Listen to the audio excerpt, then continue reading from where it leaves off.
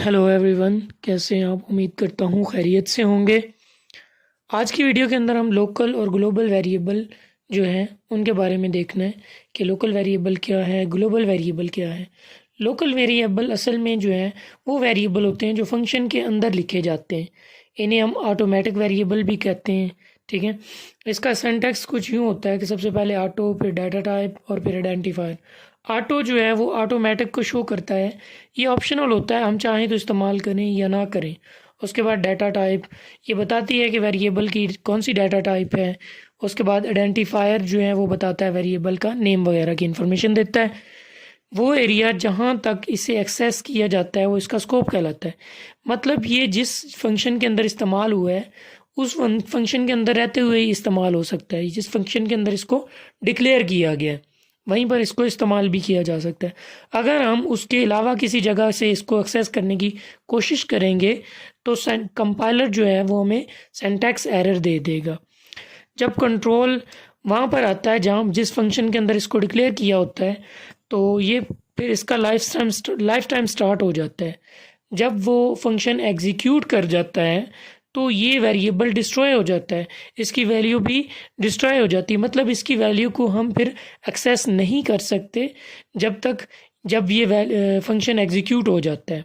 ठीक है, मतलब उस वक्त उसके बाद हम इसको जो है एक्सेस ही नहीं कर सकते जब वो फंक्शन एग्जीक्यूट हो जाए जहाँ पे ये इस्तेमाल हुआ था। उसके बाद आती है बारी ग्लोबल वेरिएबल की। ग्लोबल वेरिएबल ये दूसरी किस्म है इसकी। इसे अमूमन फंक्शन के बाहर ही डिक्लेयर किया जाता है। फंक्शन से अमूमन क्या मतलब, इसको हमेशा फंक्शन के बाहर ही डिक्लेयर किया जाता है। मतलब आमतौर पर इसको जो है मेन फंक्शन से पहले डिक्लेयर किया कर दिया जाता है। ठीक है, और ये प्रोग्राम में इस्तेमाल होने वाला हर फंक्शन जो है इसको आसानी से इस्तेमाल कर सकता है। अगर एक फंक्शन ग्लोबल वेरिएबल की वैल्यू तब्दील कर देता है तो दूसरे फंक्शन में भी इसकी वैल्यू तब्दील हो जाएगी। ये हम एग्जाम्पल से भी देखेंगे आगे।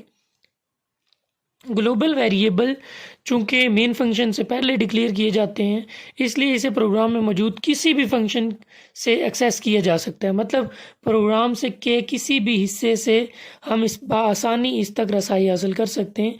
और जब तक प्रोग्राम चलता है तब तक ग्लोबल वेरिएबल मेमोरी में रहता है। जब प्रोग्राम जो है हमारा टर्मिनेट हो जाता है तो इसकी वैल्यू जो है डिस्ट्रॉय हो जाती है। ये जो ग्लोबल वेरिएबल होता है लोकल वेरिएबल की निस्बत ज़्यादा वक्त तक मेमोरी इस्तेमाल करता है। इसलिए जो है इसको सिर्फ तब इस्तेमाल करना चाहिए जब इसकी ज़्यादा ज़रूरत हो।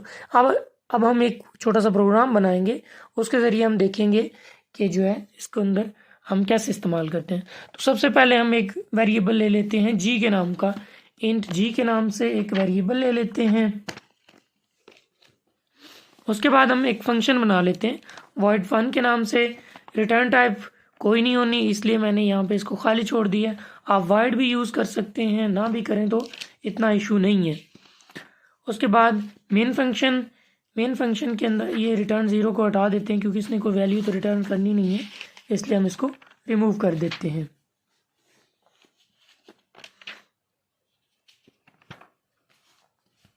उसके बाद प्रिंट एफ के अंदर एंटर अ नंबर, मतलब हम एक ऐसा जो है ना प्रोग्राम लिखने वाले हैं जहाँ पे वैल्यू चेंज होगी।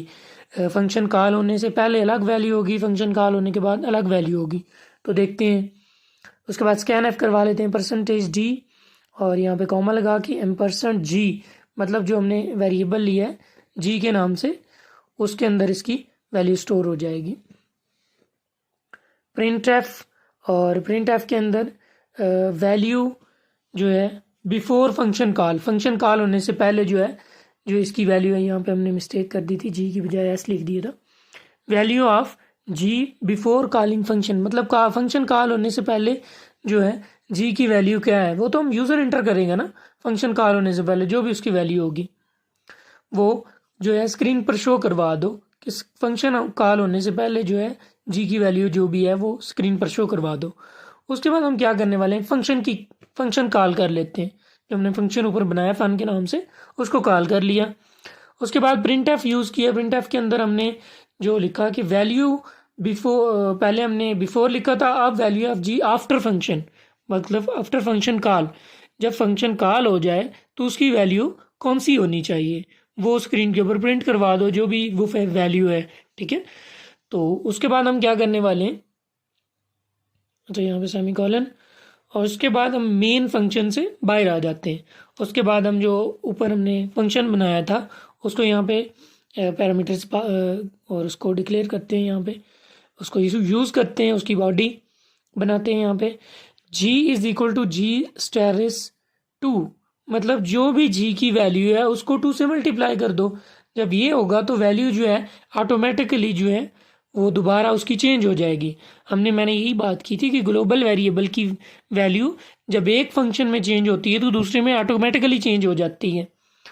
अब आप इसे दोबारा रन करके देखते हैं, कोई और वैल्यू देते हैं 10, तो 10 को 2 से मल्टीप्लाई कर दिया तो 200 आ गया। यानी वैल्यू जो है ऑटोमेटिकली दूसरे फंक्शन के अंदर चेंज हो रही है। पहले फंक्शन के अंदर हमने वैल्यू मेन फंक्शन के अंदर ऐड की थी, फिर हमने वैल्यू चेंज कर दी उसकी, जो फंक्शन हमने बनाया था उसके अंदर उसकी वैल्यू चेंज कर दी।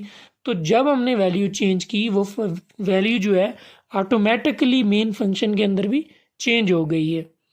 तो ये एक सादा सा प्रोग्राम था ग्लोबल और जो है लोकल वेरिएबल को समझने के लिए। इस एग्जांपल के ज़रिए हमने जो है आपको ग्लोबल वेरिएबल समझाने की कोशिश की है। उम्मीद है आपको समझ आ गई होगी। मैं फिर से बता देता हूँ, इसके अंदर सबसे पहले मैंने बताया था कि ग्लोबल वेरिएबल के अंदर हम जी की वैल्यू पहले लेते। तो जैसा कि मैंने बताया था कि ग्लोबल वेरिएबल के अंदर हम जो हमने वेरिएबल यूज़ करना होता है वो पहले से ही दे दिए जाते हैं, ठीक है। तो इसलिए उसको कहीं पर भी इस्तेमाल किया जा सकता है।